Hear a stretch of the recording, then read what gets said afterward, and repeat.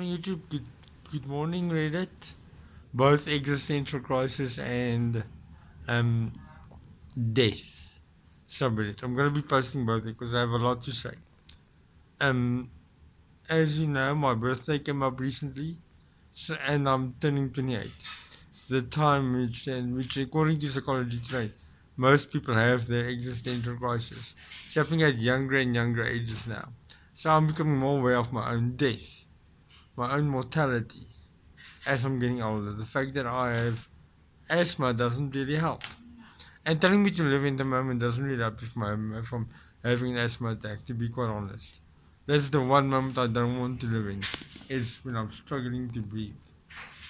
Yes, remember, feel the lack of air in your lungs. Feel the gasping. No, it's shitty advice. And as I've been saying, it's my birthday. My father lived yesterday.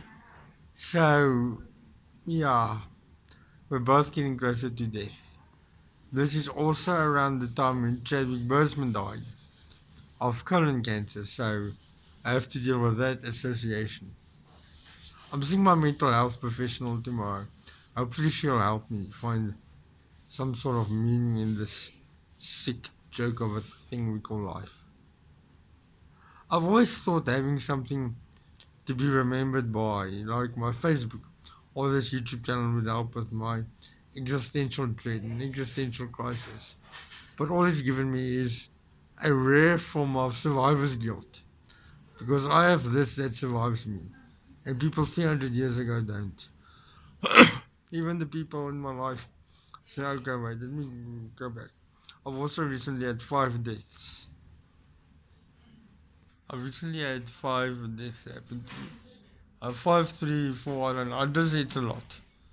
Like my doctor who treated me for my asthma, a teacher who taught me high school, a teacher at my sister's school, and my brother-in-law's nephew. All of them died due to COVID.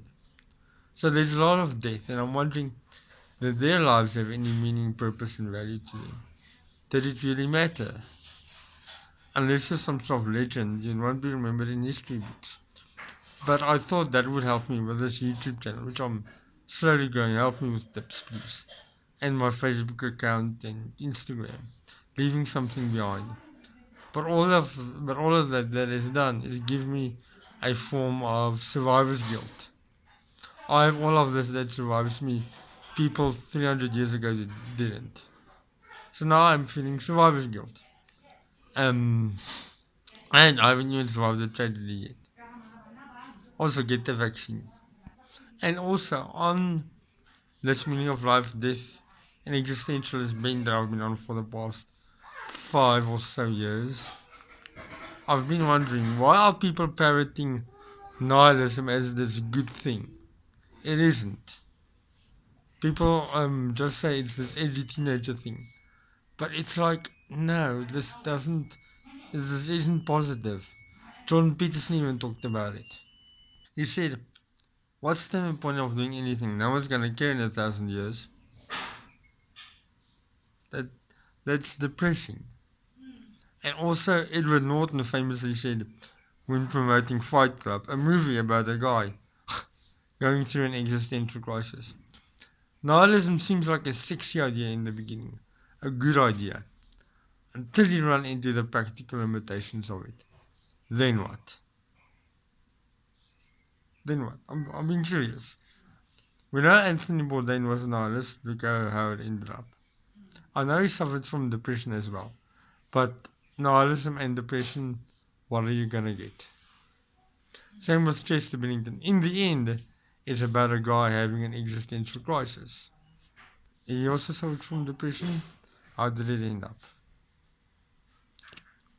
As somebody on this existential crisis subreddit once said, suffering with knowing that there's meaning behind it is better than suffering with there's being none. And given the global suicide rate, yeah. I've also been doing a lot of suicide ideation, but I'm seeing my mental health professional over the next few tomorrow. So hopefully she can help me through this, get me on meds. Also the fact that I don't have a job might be something to do with this. But yeah, I'm feeling some form of survivor's guilt. Having social media that survives me. That's all I have to say.